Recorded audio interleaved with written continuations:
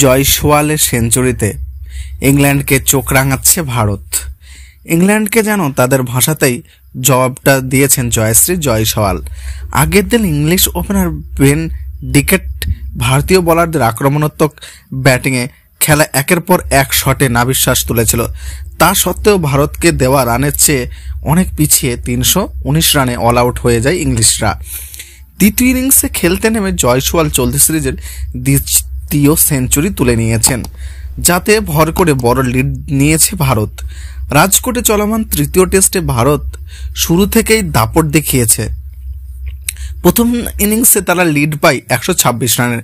তৃতীয় দিন শেষ হওয়ার আগে তারা দ্বিতীয় ইনিংসে সংগ্রহ করে 2 উইকেটে 196 রান। সব মিলিয়ে রোহিত শর্মাদের লিড বেড়ে দাঁড়ায় 322 রানে দাঁড়িয়েছে।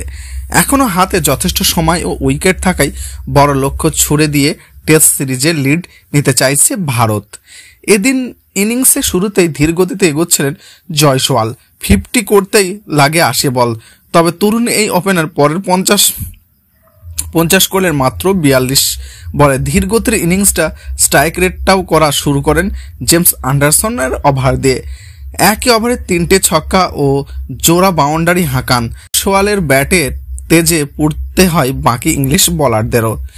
এ নিয়ে ছোট্ট কেরিয়ারের তৃতীয় সেঞ্চুরি পেয়ে গেলেন জয়সওয়াল।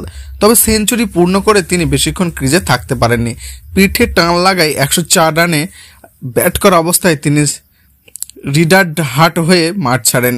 তার জায়গায় ব্যাট করতে নামেন রজত পাতিদার, কিন্তু 10 বল খেললেও তিনি আউট হয়ে যান রানের খাতা খোলার আগেই।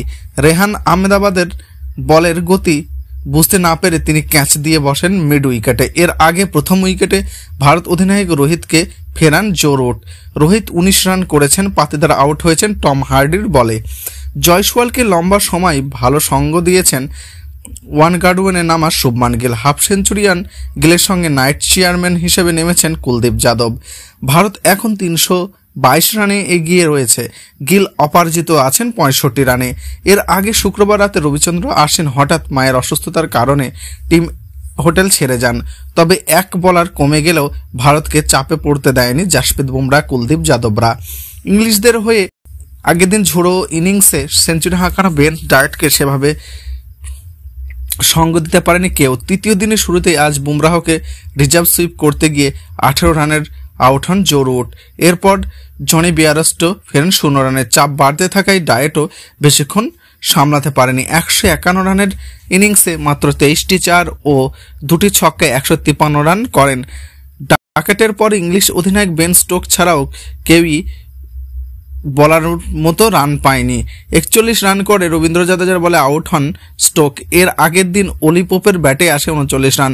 সব মিলিয়ে প্রথম ইনিংসে ভারতের 445 রানের পর ইংল্যান্ডে তুলতে পারে 319 রান, যেখানে বড় লক্ষ্য ছুড়ে দেওয়ার রসদ পেয়েছেন স্বাগতিকরা। ভারতের হয়ে প্রথম ইনিংসে সর্বোচ্চ 4 উইকেট নেন মোহাম্মদ সিরাজ। এছাড়া বুমরাহ ও জাদেজা 2টি করে উইকেট শিকার করেন।